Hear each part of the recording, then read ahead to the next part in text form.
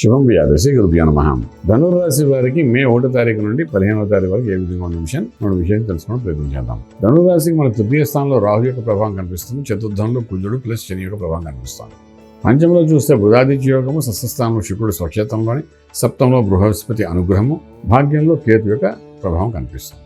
ఇద్దరు అన్నప్పుడు ధనుర్రాశి వారికి స్ట్రైట్గా గురువు యొక్క అనుగ్రహం డైరెక్ట్గా ఉంది కాబట్టి సత్ఫలితాలే వచ్చే అవకాశాలు ఉన్నాయి. కానీ ఇక్కడ 3వ ఇంట్లో Rahu the more dynamic more success అంటాడు. అంటే ఎంత ధైర్య సాహసంగా ముందుకు అడుగు వేయగలిగితే అంత సక్సెస్ఫుల్ కనబడుతుంది. ఎందుకంటే గురువు అనుగ్రహం కూడా ఉంది కాబట్టి, మనం చేసే పొరపాట్లు కూడా గురువు యొక్క అనుగ్రహం ఉంది కాబట్టి దాంట్లో కరెక్షన్ చేసి మళ్ళీ రెక్టిఫై చేసి మీకు మళ్ళీ ప్లాట్ఫామ్ తయారు చేసి కూర్చోబెడతాడు. అంచేత మనకు ఆ భయం లేదు కాబట్టి ధైర్యంగా అడుగు వేసుకుని ముందుకెళ్ళ ప్రయత్నం చేయండి. చతుర్థంలో శని కుజుల ప్రభావం కనబడుతుందంటే ఇల్లు, వాకిలి, వాహనం, తల్లి. కొంతవరకు రియల్ ఎస్టేట్ కన్స్ట్రక్షన్ చేసేవాళ్ళు కొంత ఇబ్బంది కలిగినప్పటికీ కూడా తల్లిగారి ఆరోగ్యం చూసుకుని చాలా అవసరం పడుతుంది. మళ్ళీ ఇక్కడ తల్లిగారి ఇష్యూ మొదలవుతాయి. వృశ్చిక రాశి వారికి అదే ప్రాబ్లం, ధనురాశి వారికి కూడా అదే ప్రాబ్లం. ఇక్కడ నేను చెప్పినట్టుగా కొంతవరకు తల్లిగారి ఆరోగ్యం చూసుకోండి. ఎంత ఎదిగినా సరే తల్లిగారి ఆరోగ్యం చూసుకుని చాలా అవసరము ఈ సమయంలో. అసలు ఒక పక్క ఎండాకాలం, రెండో పక్క చూస్తే శని కుజులేమో చతుర్థంలో ఉన్నారు. చతుర్థంలో ఉన్నారు అంటే 4th house తెలిసిపోతుంది మదర్. అందులోని శని కుజుల యొక్క యుద్ధం జరుగుతుంది. అక్కడ ఆరోగ్యాన్ని జాగ్రత్త తీసుకోవాలి.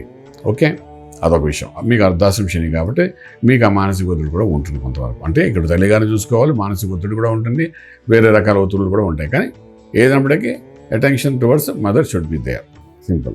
సో ఇలా ఉంటున్న ఆర్థిక విషయానికి వచ్చినప్పుడు ఎలా ఉంటుందంటే ఆర్థికంగా కొంత బలోపేతం అవుతుంది.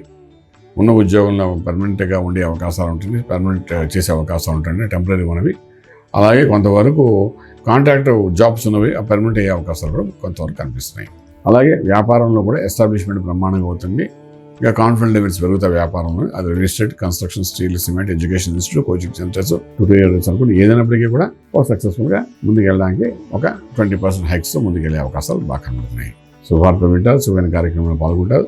గృహప్రవేశం, శంకుస్థాపన, భూమి పూజలు, అలాగే వివాహ వ్యవస్థలో చేసే ప్రయత్నాల్లో సఫలీకృతమవుతారు. వంశపారంపర్యంగా రావాల్సిన ఆస్తులు ఏమైనా ఉంటే అది కూడా మనకు అనుకూలంగా వచ్చే అవకాశాలు బాగా కనబడుతున్నాయి. నెక్స్ట్ పార్ట్ మనకు వచ్చేసరికి ఏంటంటే ఇంపోర్ట్ ఎక్స్పోర్ట్ వ్యాపారాలు చాలా కూల్గా ఉన్నాయి. ట్రేడింగ్ చేసేటప్పుడు స్పెసిఫిక్గా agriculture institutes, coaching centres, tutorials వాటి మీద ట్రేడింగ్ చేసుకుంటూ వెళ్ళండి. అలాగే ఆర్గానిక్ ఇండస్ట్రీ మీద కూడా కొంతవరకు ట్రేడింగ్ చేసుకుంటూ వెళ్ళచ్చు. మంచి ఫలితాలు వస్తాయి. లక్కీ నెంబర్ 1 మీకు పాజిటివ్గా పనిచేస్తుంది చెప్పడానికి అవకాశం ఉన్నాయి. ఆరోగ్యమే మహాభాగ్యం అనుకుంటున్నాం. అసలే ఎండాకాలం అనుకుంటున్నాం. చక్కగా నీడబట్ట నుండి పని చేసుకోవడం ప్రయత్నం చేయండి. అవసరం ఉంటే కానీ బయటకు వెళ్ళడానికి ప్రయత్నం చేయకండి. అది కొంతవరకు సేఫ్గా ఉంటుంది. మీకు భాగ్యంలో కేతు ఉన్నాడు కాబట్టి గణపతి ఆరాధన చేసుకుంటారండి. కొంతవరకు లక్ ఫేవరింగ్ అయ్యే అవకాశాలు బాగా కనబడుతున్నాయి. చతుర్థంలో శని కుజులు ఉన్నారు కాబట్టి వీలైనంత వరకు గణపతితో పాటు సుబ్రహ్మణ్య స్వామి కూడా ఆరాధన చేయండి. ఆ తీర్థాన్ని తీసుకోవడం ప్రయత్నించండి.